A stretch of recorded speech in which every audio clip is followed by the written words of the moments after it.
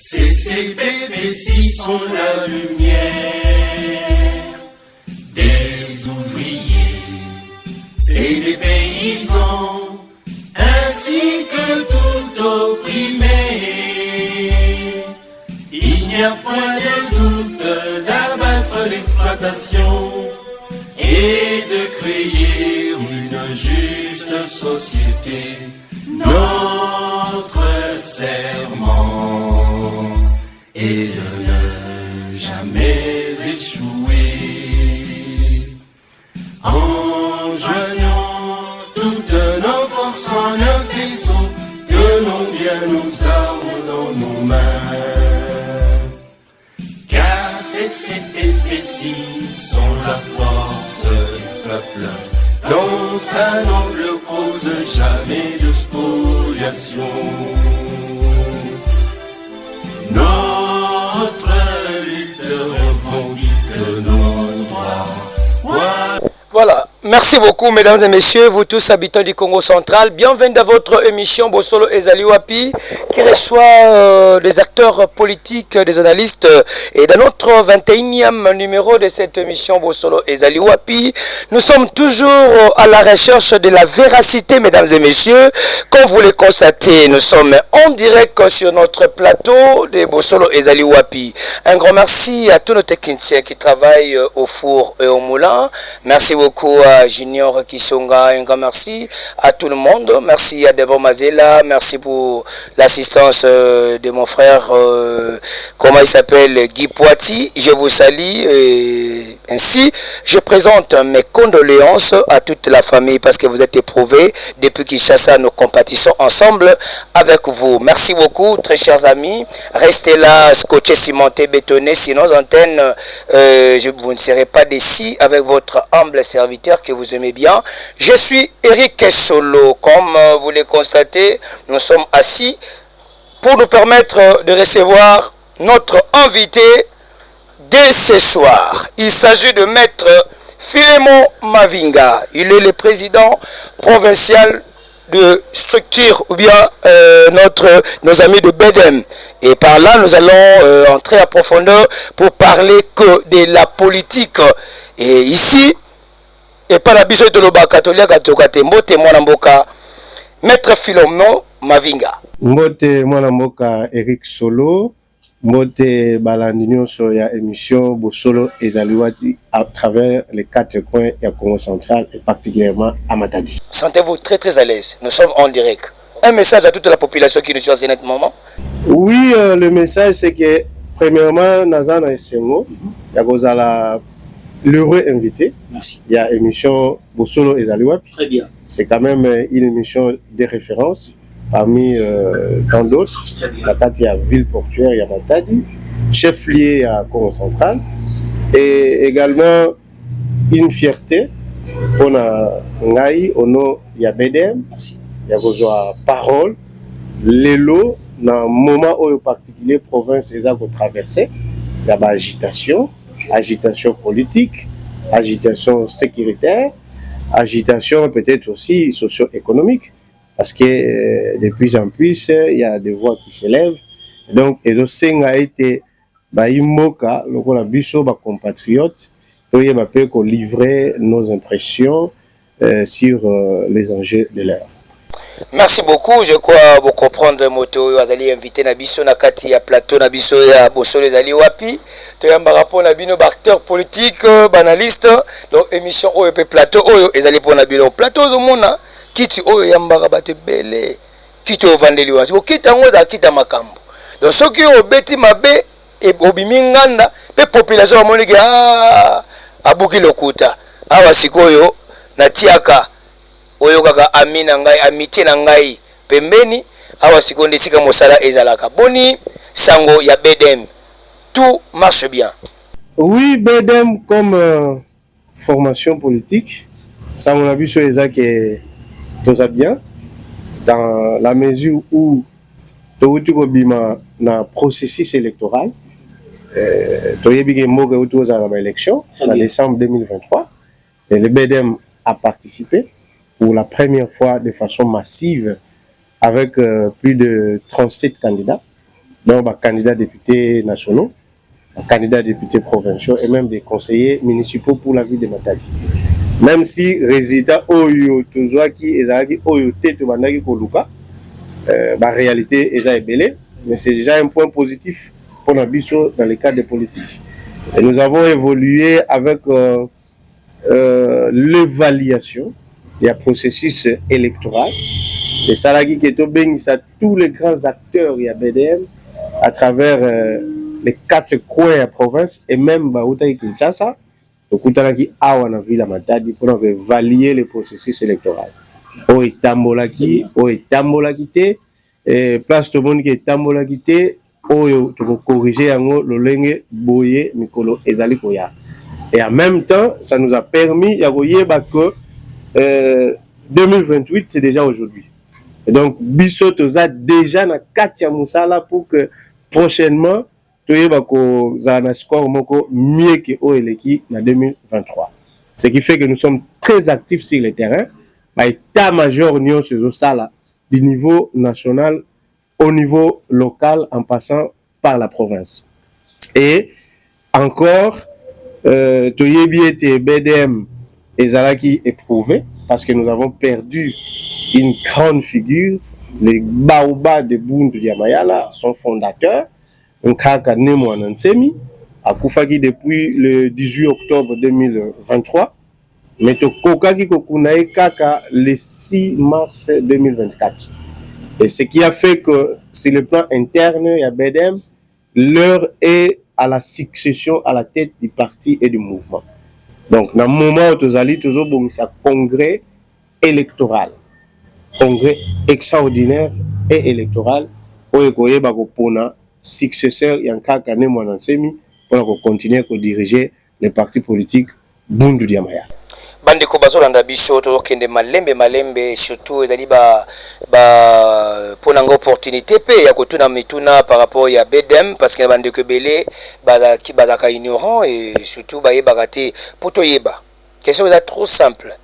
BDM ezali mouvement politico-religieux ou bien ezali église oyo pe esangisaka bato pona koteya bato makambo na Nzambe? BDM ezali parti politique. Ok. Et quand on dit parti politique, référence nango ezali la loi sur les partis politiques appliqués en République démocratique du Congo. La loi 04.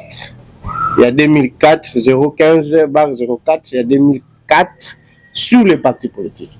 Donc, eza lo lenge moko na AVC, eza lo lenge moko na IDPS, eza lo lenge moko na PALU, eza lo lenge moko na parti politique nyonso o ya Congo. Et sangisi ba Congolais de tous les sexes, féminins ou masculins. Et sangisi ba Congolais nyonso, quelle que soit origine na yo, ozala muluba, mungala, muswahili, mukongo, okoki kozala membre ya BDM. Et sangisi ba Congolais nyonso, sans distinction ya religion na yo. Ozala catholique, ozala protestant, ozala musulman, ozala l'église des réveils, ozala membre ya BDM. Donc BDM n'est pas à confondre avec le volet religieux autobengi Bundu dia Congo. Bundu dia Congo yangone etali makambo bonzambe.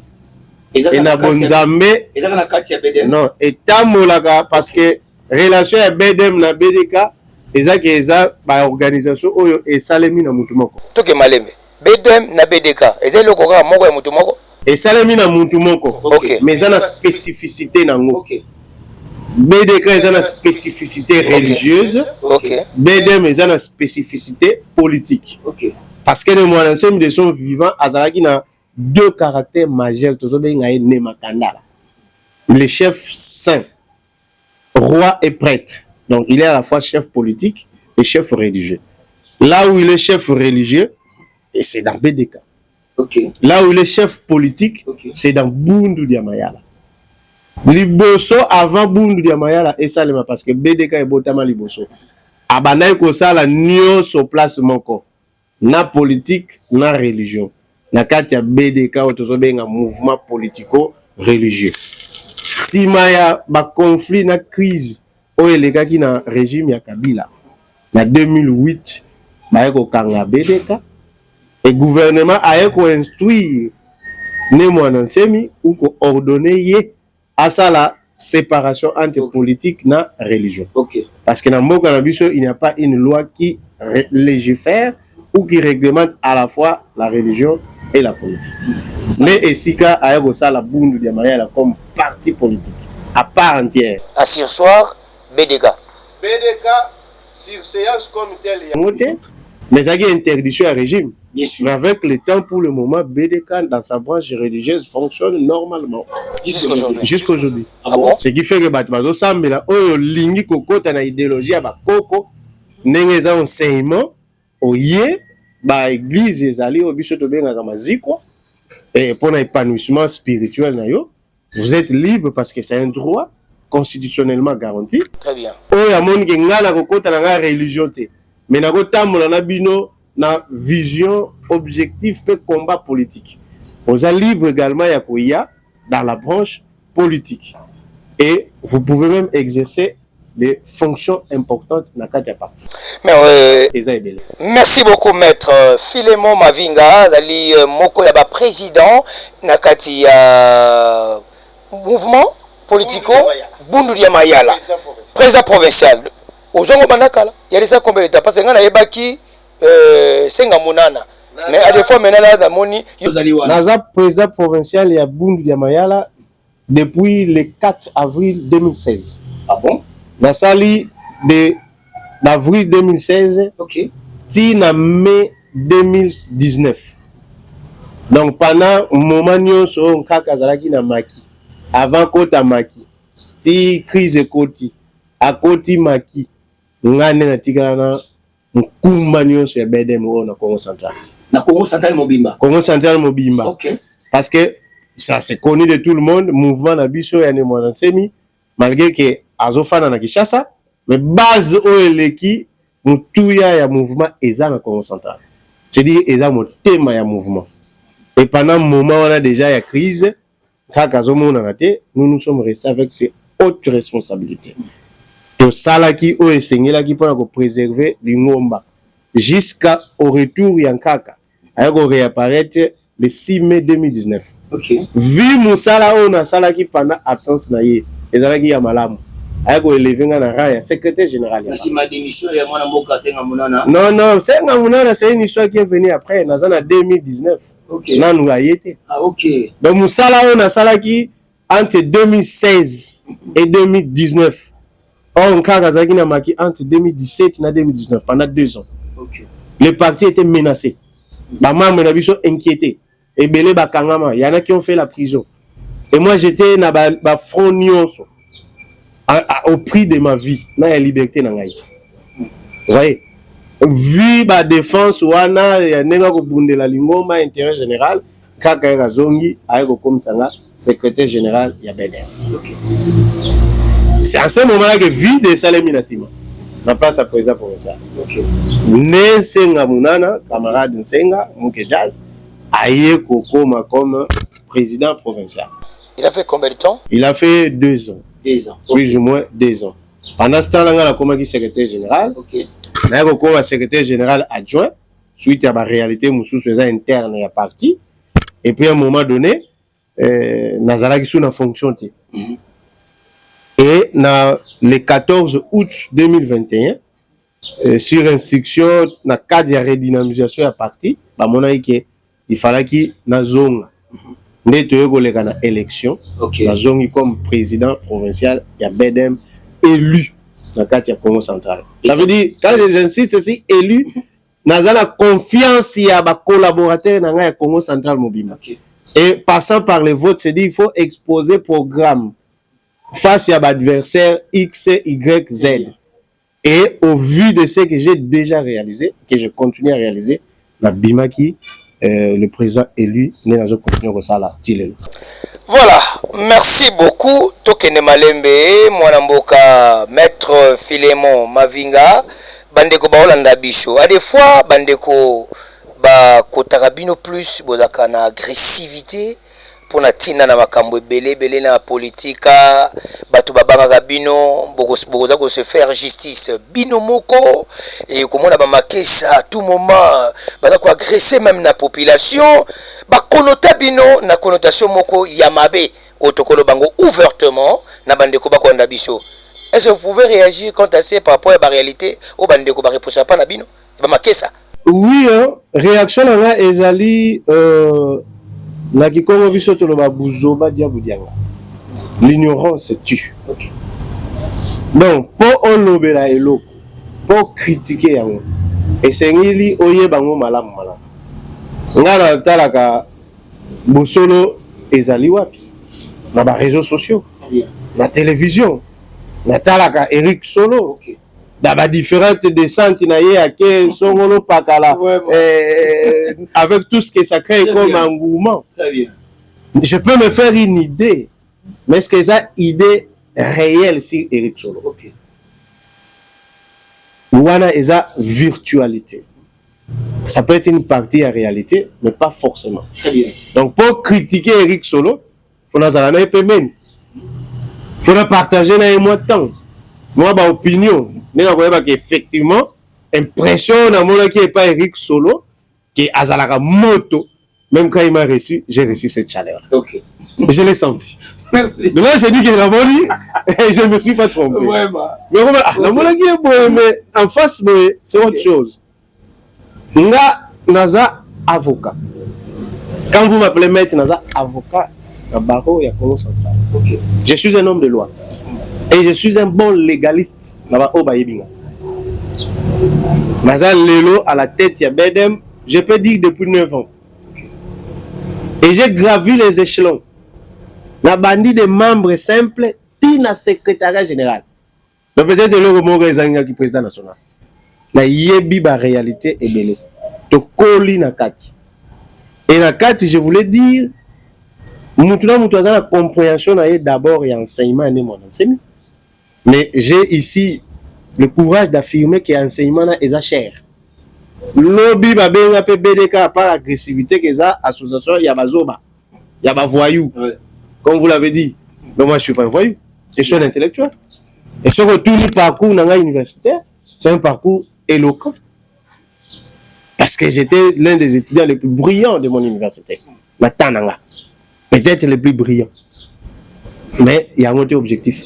Donc, Naza Zobate, Naza intellectuel, et je peux apprécier l'ogo Oezamalam, Oezamabe, comme les autres le font. Et ce que j'ai apprécié par moi-même, l'enseignement, il y a né mon enseignement. Je me suis dit, c'est un enseignement noble. Ok, biso ba intellectuel, ce qui te s'approprie yango. Nous pouvons changer quelque chose dans ce pays. Pas seulement la Congo centrale. Nous pouvons changer quelque chose dans ce pays, en Afrique et dans le monde. Et chaque jour qui passe, je crois que Kaka le disait, malheur à ceux qui comprennent toujours en retard. Et les gens de plus en plus ont commencé à comprendre Kaka. Malheureusement qu'il est parti. Responsabilité est égale et pas d'habitude. Agressivité, non? Agressivité, il faut que c'est ce que je suis en train de dire. Okay. Parce que on a la salle de 2016. Tina 2019. Mais tout le monde m'a commencé. C'est ça la allez-y. C'est comme ça les bosseurs m'ont fait ça. On vivre en réalité à Congo central. Comment les maquets ça réagissait? Ce qui est le problème au Kazali. Allez-y. Naza président provincial de 2016 en 2019. Natigala jamais comment on a troublé à BDK. Pendant que moi j'étais là. Troublé na fin en 2016. Dans la plupart des cas, BDK est la victime. Je dis c'est le pouvoir qui vient vers BDK. Baka isolé Ezali. Baka isolé Ezali. Il y a agressivité. Il y a agression même. Mais Ezali, identité à BDK. Ok. Donc si vous voulez apprécier BDK sur base de ça, c'est que vous appréciez une mauvaise identité. Parce que BDK, comme l'église kimbangiste, comme l'église catholique, comme les autres églises où il y a réveil, ou bien sûr, on a volé politique, il y a Bedem. Il ne manque pas de brebis galeuses. Bien sûr. Vous comprenez? Dans la prison, il n'y a pas que les maquettes de BDK. Peut-être même qu'il n'y en a pas. Mais au coup, on a tendance à payer belé. Malheureusement, on n'en parle pas. Quand les autres sont faits prisonniers, on ne parle plus de leur confession religieuse. Ce qui est ça manque encore à Betio. Maintenant, je vais que ça agressé Eric Solo. Donc, par conséquent, faites attention à ma caisse à Nyos. Et ça, une conception, moko boye, ba kote sa ki biso, na bat moko balinga ki ko noyer le chien. Qui veut noyer son chien, la crise de rage. Parce qu'en réalité, pour le pouvoir, surtout, il y a l'époque à Kabila, parce qu'il est aussi agressif envers BDK et BDM, il fallait tout faire pour que le peuple comprenne ma camouté de la même façon que BDK. C'est ça en fait l'idée. Parce que moi, je viens de vous dire, ceux qui bisonnent sont intellectuels et le reste de la population. Ils ont même compréhension, ils ont pas marqué ça. Province ont échangé, Congo échangé, Afrique échangé. Impact et Afrique dans le monde échangé. Définitivement. Et là, il faut empêcher à ce que l'élite va comprendre. D'où il faut que souiller réputation, ton image de la structure. C'est un combat politique. Aujourd'hui, nous avons l'opportunité à travers cette émission, ce n'est pas l'unique émission de Sali, il y a qu'on continue à socker la image. Vous faire comprendre que nous sommes engagés dans un combat noble. Nous avons une idéologie et une doctrine noble. C'est le socialisme africain. Effectivement, nous sommes des Africains. Tozoa qui comme Mayala, en référence à un ancêtre Congo qui s'appelait Mayala. Et Mayala azaki na chapeau ya rouge dans mutu et abotamaki. Chapeau rouge dans mutu lingolo ba royauté. Bokonzi. Vous comprenez? Très bien. Et on fait allusion à lui pour lui rendre hommage. Parce que c'est notre ancêtre. La France barandara hommage na bakoko ya Congo te, il y a Sénégal te, il y a Mauritanie te, il y a Algérie te, pas c'est bakeno bundela bango bitumba, même pas. Barandara hommage na bakoko na bango. Et qu'on rende hommage na bakoko na yo, ezali sous sa bénédiction. C'est cette notion-là qu'on voulait pas faire passer seulement tout ça les liens. Merci Maître Philemon, idéologie de la Ménésanie. Le socialisme africain. Boukongo Boumayala. C'est dit dans le socialisme africain, l'idée ici est d'aller en Afrique nabiso, oya bakoko nabiso. Toutes nos sociétés étaient basées sur la solidarité. L'unité. Il n'y a pas solidarité s'il n'y a pas unité. Et il n'y a pas unité s'il n'y a pas amour. La base de la solidarité est d'aller unité, la base unité est d'aller bolingo à la source. Et vous pouvez vous rendre compte aujourd'hui que bolingo la société nabiso ya lelo, ça pose problème. Et vous avez bolingo, vous sali bomoko, vous simani, ceux qui Eric Solo azana 10 000 francs, ngai mavinga, na koku fanzalati. Parce que la copie c'est 2 000. Au lieu que 10 000 nyo ce qui est pas naïf. Société nabiso africaine est ok, au sali chasse, aux huiles gibier, ya munene, antilope, kuis o ya you, en tant que chasseur. Le thème, ya papa botayo. Le reste, il y a corps et antilope, il y a mboka mobimba. Yo moko au mérité, oh, il y a papa botayo, il faut du respect pour lui en tant que papa. Et le reste du corps, il y a mboka mobimba. Parce que vous êtes des frères. Dans cette façon-là de faire, ils a passe pour Moutayo Kanzala, ils a passe pour Moutayo Kilayo Likunya, parce que Zolia, parce que X a mis antilope, Y a mis manioko, Z a mis mafuta, et de se subvenir les uns les autres dans ma besoin d'abino, Kimia et Zanakatamboka. Sur le plan purement politique, il s'agit de la justice sociale.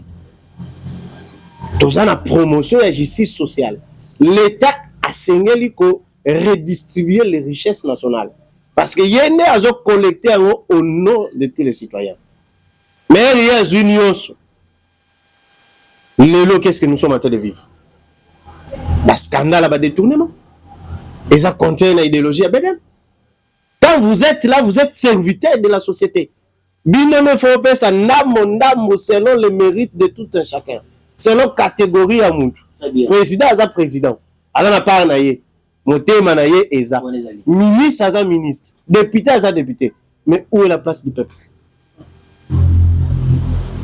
De se servir, mais où est la place du peuple? Le petit peuple.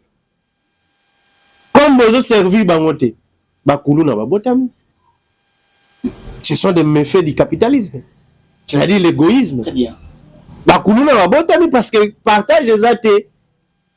Ils ont la patience et bien quel nous na makasi. Toujours peut bakuluna en cravate. Et quand vous faites ça, vous donnez un mauvais exemple dans la société où ils ont la nanasima. Comme le régime à Kabila et Ibaki, on peut continuer le continuer Koiba. Et vous rendez un mauvais service au chef de l'État qui a un pacte social avec le peuple. À travers projet de société où la soumettait qui n'a vote au peuple ndimaki. Et nous, dans BDM, nous avons cette façon-là de voir les choses.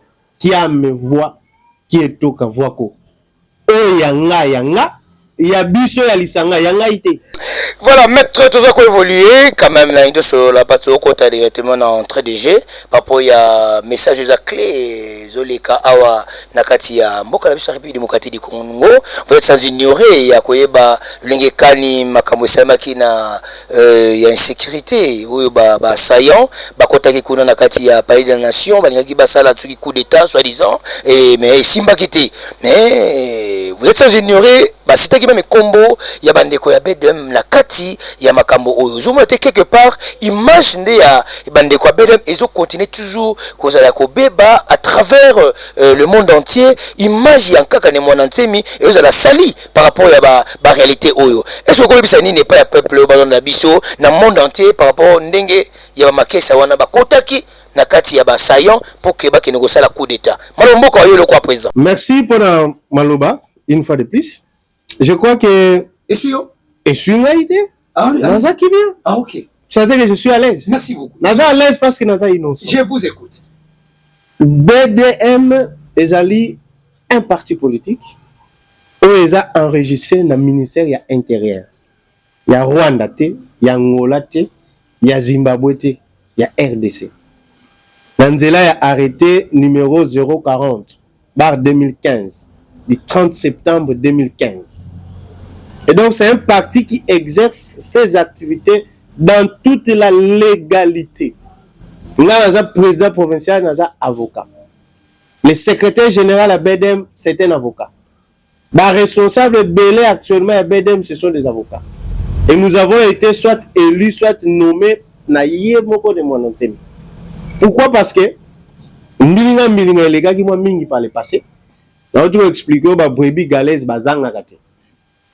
Oyo keko sala sala likambu et baby si image ya ndako mobimba. Très bien. Mais ce n'est pas ça l'identité ya BDM. Oyo ya BDK pour ceux qui aiment le dire.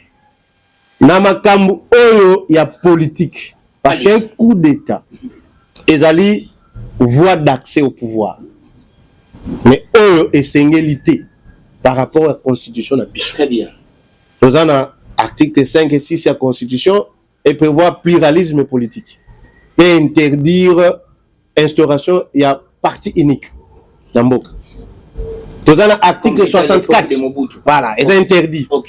Nous avons article 64 de la Constitution. Où ils ont fait s'indigner ça dans la Mboka. De faire échec dans le groupe ou groupe d'individus. Où ils lignent qu'on doit pouvoir dans ma casse. En utilisant les armes ou autres moyens. C'est-à-dire, Nzela Eza élection T. Parce que j'ai dit article 5, 6, il y a élection, il y a constitution, et bon, ici, pluralisme politique, et aussi modalité d'accès au pouvoir aux élections. Et j'ai dit au départ que BDM a pris part dans le processus électoral. Pour prendre part dans le processus électoral, c'est que nous croyons en les institutions de notre pays, y compris la CNI, qui est une institution d'appui à la démocratie. Tous ceux qui ont en tête, tous ceux qui ont activité est belé. Nous sommes en contact avec les autorités, tant au niveau national, provincial et local. Le secrétaire général de BDM était membre de la coordination, il y a campagne, il y a Félix Antoine Tshisekedi pour le Congo central. Allez-y à ma question. Nazoya, allez-y. Nazoya répondre. Okay. Oh, ça la réponse. Je vous donne des éléments parce que oh, Moussouto, ça la rabat ok. Mon niveau sali. Yoté, peut-être l'opinion, de la mauvaise foi. Okay. C'est comme ça que je vous donne l'autre matière que les gens ne voient pas. Okay. Pour la relaxer que Bissot dans le régime, il y a Tata Mokondi Félix Antoine Tshisekedi, tout ça même moral. Okay. Vous comprenez? Moi-même, j'ai fait partie de la coordination de la campagne chef d'État à Boma, Oui. comme d'autres camarades. Donc, nous avons mouillé les moyens pour faire élire Tshisekedi. BDM. Nkaka ici à Samba Kinzela. Mais là, dans Kikongo, tu vas Samba Nzila. À Kati Matiti, à Pesa qui fait vert. Et pas à Neve Naye. Bien sûr. Et tout le Congo. On voyait à tout moment président Félix Tshisekedi côté de la délégation d'ailleurs, qu'on va voter un président en fonction. N'est pas voter Tata Mokonde Félix. Très bien. Et ça, en grande partie, c'est grâce à Nimouan Nsebe, même s'il est parti. Et nous avons appuyé ça. Donc, l'élo est absurde que l'élo Kobiso Moroto Tongi de travailler pour la réélection chef de l'État. Et bola un bon matin, entre guillemets, dans le baron qui congolais, pendant que Batman est là-bas gâteau, Kobiso Tongi comme ça la coup d'État. Et c'est absurde. Dans le baron qui congolais. Vous comprenez? Donc, Toza ni de près, ni de loin, impliqué na Bouzoba Oeleka qui n'a parlé de la nation le 19 mai 2024. Mais pourquoi Kombo Tangami à B2? Kombo Tangami parce que par rapport à l'image au État Molaki, ils ont un cri qui lancé par certains putschistes. Je vois. Des cris qui ont fait penser à la maîtrise T. Certains cris. Et puis, ils ont putschistes poche. Par rapport à l'histoire, parce que c'est histoire, c'est histoire. BDK a une certaine histoire par rapport à Bandika. La bombe Bandika. Mais, je rassure l'opinion ici, que ma camo est le 19 mai, aussi là, nous ne sommes impliqués ni de près, ni de près, ni de loin. Donc, surtout qui le voit Congolais, et je réitère ma lobalanga la salle qui déclaration que nous condamnons avec fermeté initiative il y a modèle Ouana où ils sont non conformes à l'article 64 de la Constitution de Bisso et peut-être même que Egoya va aggraver la situation socio-économique de Mboka et ils ont une solution importante. Na ki Congo biso to lobaka mvoala ngani ka imani sanga mvoala nganiko. Le désordre ne met pas fin au désordre. Si certains pensent que régime est ça malamu te, mais la façon également ya ko luka ko longo la ba responsable ya régime wana et quoi aggraver la situation. Nous en appelons à la sagesse des uns et des autres et aussi au patriotisme. Mais selon les informations quand même, ces assaillants bien sûr, qui na kati ya Congo central, qui vont même na Matadi, qui na ba leader mususu politique, ou qui masolona bango pendant un bout de temps, ou yotoyoki ba masolona ngo. Selon les informations, je dis mais selon les informations, c'est au conditionnel, mais par rapport à Yamakamwa, tout le monde a recruté batu de bandana qui santo baye type je vais baner Matadi bon mamwanda tout ba récolter batuti ba ego siège qu'on a parlé de la nation mais étant ami na ba politicien mususu ibazaki na kata masolo wana puis bavandaki ala kata mboka Matadi okutela bangote. Écoutez, moi personnellement na yoki kombo ya Christian Malanga le lendemain il y a tentative de coup d'état. Donc même en tant qu'intellectuel politique, na kati ya Congo central, to la normal d'actualité, na yebi Christian Malanga te. Na yoka pe komo na été. Na yoki okaka le lendemain ya tentative de coup d'état. Donc na kutana na yete encore moins batu na ye o batambola ki ndenge tozo yoka ngona ba information. Mais ça doit être regrettable. Les regrets, nous naza lelo naza gestionnaire te. Dans le Congo central, mais c'est quand même regrettable, on doit le dire. On ne peut pas se voiler la face. Ceux qui, mouvement modèle à Bongo, ont recruté des moines jusqu'à Kasangulu. De l'andi explication à Bango. Batamoli na babis. Mi balé mi sac. Ba stationné na Kasangulu. Bana Boutou, 10 jours suivant na Boutou. Ne bakoti. Avant bakota. Ba mouvement nyonso wana eza détecté dans le service de sécurité. C'est une grave défaillance. Et nous, en tant que citoyens, nous nous inquiétons. On le sait. Mais comment on a mis, c'est désolant.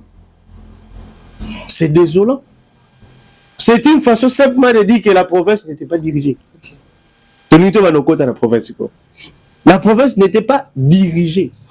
Le service de l'ordre pour se déployer malam ou malam. Mais les gouverneurs gèrent les fonds secrets de recherche. Et ça m'a déjà cassé. Les gouverneurs de province gèrent les fonds secrets de recherche. Très bien. Ce que ça m'a c'est $1 million. Il y a qu'à la disposition, il y a gouverneur. Pour ailleurs, coordonner les actions liées à la sécurité. Ok. Après sa moyenne à ministre intérieur après sa moyenne à ETD, ETD après sa moyenne à autorité, à collaborateur, de manière à ce que chaque jour, rapport journalier, il y a bon mamata du monde et il y a qu'un ministère intérieur et il n'y a pas gouverneur et le gouverneur fait les rapports journaliers. Il y a province avec les points saillants. Très bien. Le ministère intérieur au niveau national. Pour mettre fin aussi à Ce jour, le président de la République a joué un rapport. Voilà. Très bien. Mais ceux qui ont signalé dans le cadre de ils ont des C'est trop grave. Pour signaler il faut mettre à leur disposition des moyens. Bref, pour tout le monde, dossier Oyo. En bref, je crois que Maï ici est Sopani. Ok. Mais et ça lui peut que sur le plan politique, transition est Salemi. Ok. Nous avons un nouveau gouverneur. Oyo Basiliko Pona, notre député Nabiso. Donc je salue la bravoure et la détermination. Pour les camps, il y a changement. Ok. Les camps, il y a espoir. On est passé sur ce sourire dans le Congo. Et nous osons croire que le nouveau gouverneur est averti. Très satisfait na élection il y a grâce Congo Masangi Bilolo parce qu'on est au depuis le 29 avril.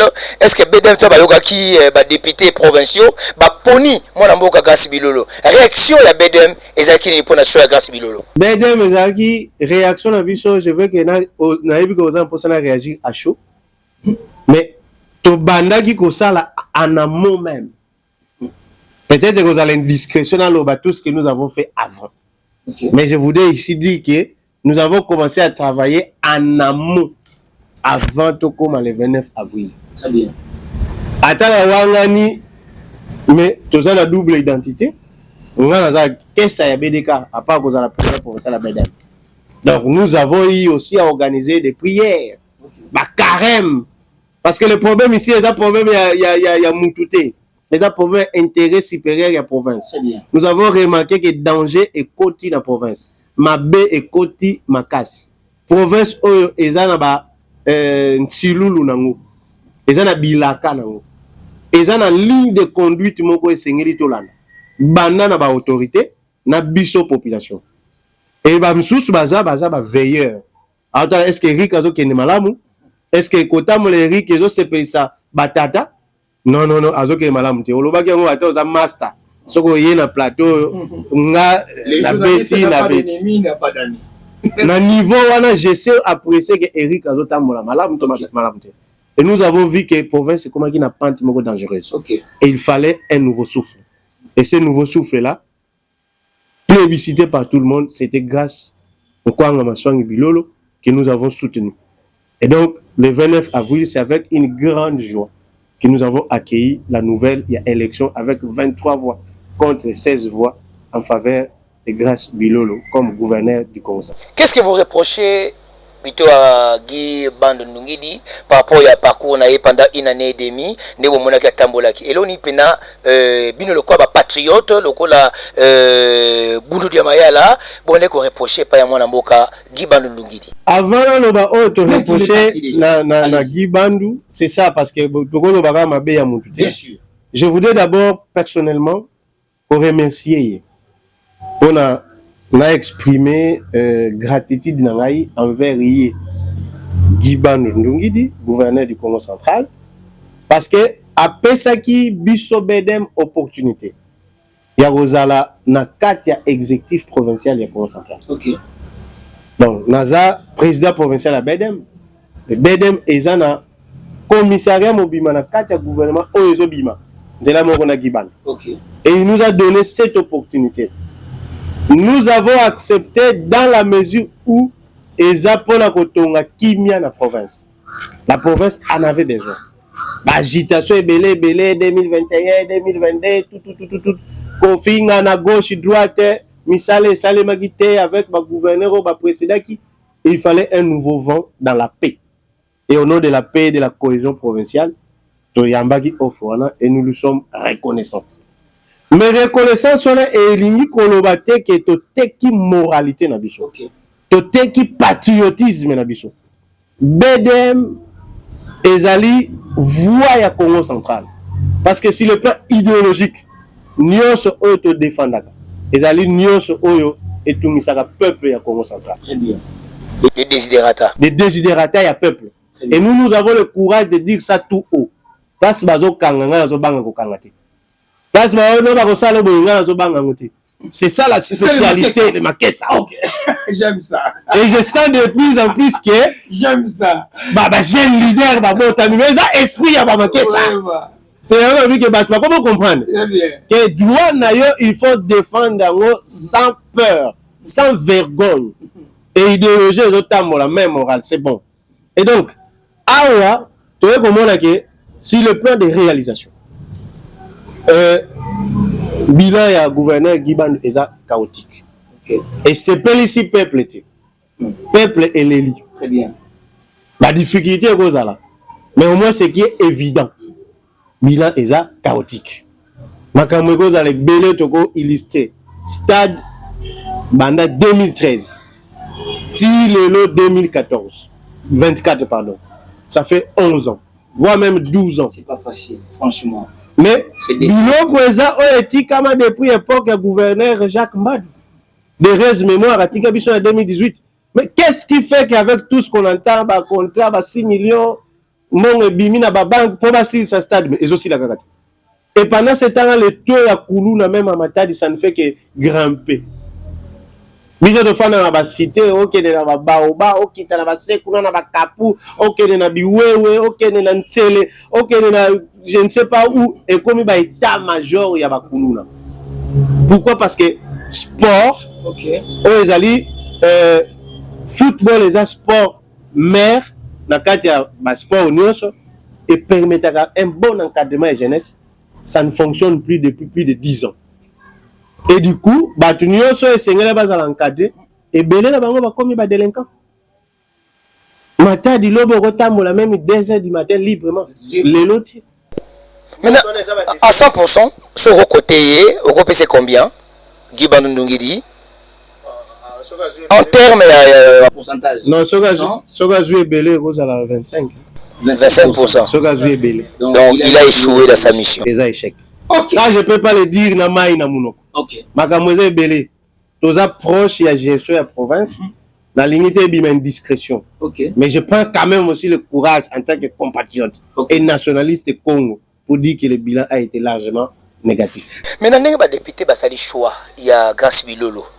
Pour Nabino Nengi, est-ce qu'il peut faire quand même quelque chose? Il peut réaliser plutôt quelque chose au niveau de la province. Choix des députés pour Nabino, Grace Bilolo, il peut apporter quand même quelque chose dans la province. Oui, Grace Bilolo peut apporter quelque chose. Mais on doit aussi arrêter de voir Grace Bilolo comme un dieu. Allez-y.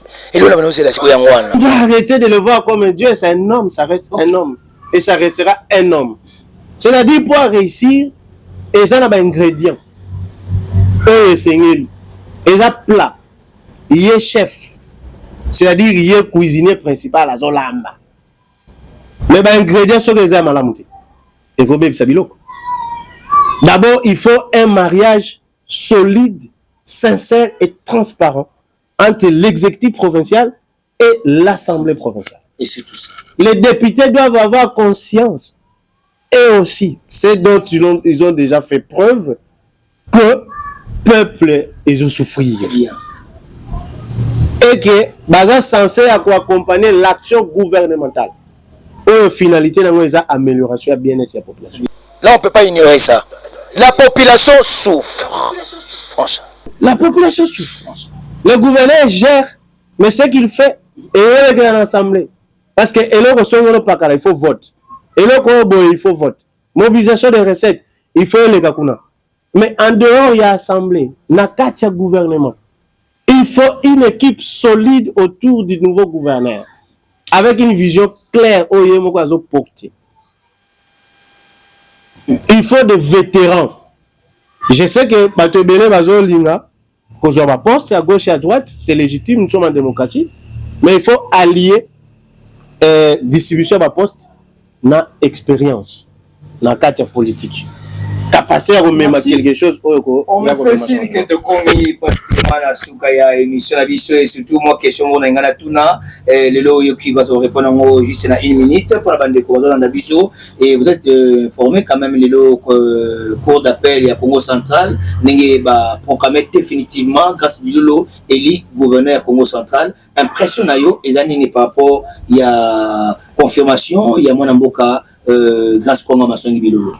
En tout cas, nous sommes complètement satisfaits. Parce que page, il y a polémique. Ok. Oui, au-delà même, il y a polémique, il y a combat. Oui. Et ça a définitivement tourné. L'heure n'est plus dans le débat. Ok. Il y a tala sukoyo misala. Lobby ezaki bataille entre deux camps. Les deux commis bataille, il y a yemoko tata gouverneur grâce bilolo. Là, bah, défi aux autres là. Et il doit être concentré maintenant à ça. À avoir l'énergie à canaliser en haut et à trouver la réponse à défi posé par la situation sociale actuelle de la Congo centrale. Alanda batu bakolu ko entraîner na ba distraction te. Là je dis qu'il n'est pas dit azana posa ya batu basungaye. Nous sommes là en tant que BDM to fongole lié maboko au nom il y a développement il y a cohésion à province. Parce que mon condition qui tout le temps bozo fingaye à gauche et à droite. Morale et cause à la malamu pour qu'elle soit la bonne solution bien. Voilà pourquoi nous avons le devoir de lui apporter notre soutien indéfectible. Et à travers ce plateau, je vous annonce que le gouverneur peut compter sur Boundou Diamayala à 100%. Voilà, merci beaucoup. Moi, Namboka, tu comme vraiment dans Souka, 30 secondes de question. Ce qui, par exemple, BDM, va reconnaître la communauté à niveau il y a gouvernorat et Congo central. Bon, Melbanda, malgré qu'il bande a une place. Bon, Melbanda. Bon, Kobi Melbanda, c'est une expression démocratique. Je voudrais commencer par dire là que ESA infraction. Kobi Malibanda. Ce qui vous poste. Na relativiser la loi, la constitution, l'article 25, et prévoir droit na manifestation. Vous serez toujours satisfait? Donc, na banel ko ESA infraction. Mais nous avons espoir que nous sommes disposés à servir et à accompagner son excellence Grace Bilolo. IEP a comme volonté na biso peut apprécier à juste valeur. À deux fois, à Salengoté. À deux fois. Je ne suis pas venu ici pour relancer qu'on préférait ma menace. Nous sommes des démocrates. On assume d'abord. Ah bon? Mais j'ai bien dit que qu'on préférait ma menace. On fait la politique. La politique, c'est aussi la diplomatie. Makamusu, c'est les Kanakata Bandam. On va dans la TV, la radio, ce n'est pas tout. Donc nous avons une autre façon de travailler pour que soutien Nabiso et à la valoriser auprès de l'excellence grâce à Bilolo.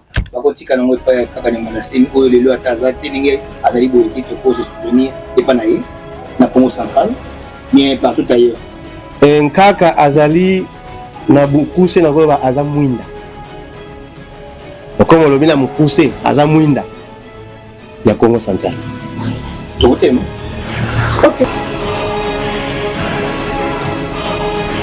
Lisolo, autobetaka oui ou non? Autobeta sur lisolo oui ne pas se kanga rabato peut-être bien. On m'a boule pas et kangi rattrapé après des années 3 à 4 ans, même 10 ans et rattrapé na oui ou non. Awa olobelo musuti à part oui na non. Oui ou non? Grâce à Bilolo, élu gouverneur de la province de Congo central. Oui ou non? Oui. Ok. Oui ou non? Guy Bandondongili a tiré comme ça là et le côté de la province de Congo central. Oui ou non? Oui.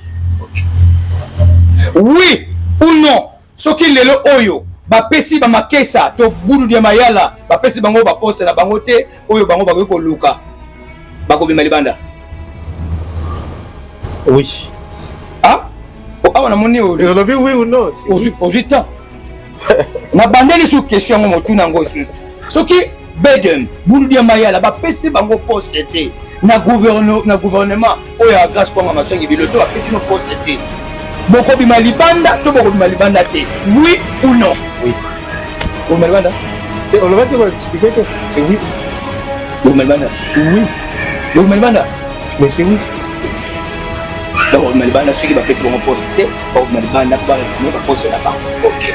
Yo oui ou non na bandeko bakolanda biso bulu ya mayala bazalaki encli na ba assaillant oyo balingaki bakende komenace mokonzi ya tata ekolo Félix Antoine Tshisekedi Tshilombo. Bulu ya mayala bazalaki mpe encli na kati ya mouvement. Oui ou non? Non. Oui ou non? Non. Que Dieu bénisse la RDC, que Dieu bénisse la province du Congo central, que Dieu bénisse la ville portuaire de Matadi. Nous, en étant émission Bosolo Ezali Wapi, nous présentons nos sincères félicitations à son excellence, monsieur le gouverneur élu légitimement grâce Kwanga Maswangi Bilolo. Là où vous êtes, je vous salue et je vous souhaite fructueux mandat, que Dieu vous accompagne, allez toujours de l'avant. C'était pour nous un réel plaisir de recevoir un monsieur ou bien le président provincial de Bundu Yamayala qui répond au nom de monsieur Philémon Mavinga, le maître avocat. Merci beaucoup maître. Merci monsieur. Je tiens à vous féliciter. Merci de pouvoir répondre à notre invitation. Merci. Merci beaucoup. À nous revoir. À très bientôt. Merci beaucoup à Junior Kisonga. Il était vraiment au Forum Moulin. Que Dieu vous bénisse. Merci beaucoup. Ces bébés sont la lumière des ouvriers et des paysans, ainsi que tout opprimé. Il n'y a point de doute d'abattre l'exploitation et de créer une juste société. Notre serment est de ne jamais échouer. En joignant toutes nos forces en un faisceau, que l'on bien nous armes dans nos mains. Car ces CPPC sont la force du peuple, dans sa noble cause jamais de spoliation.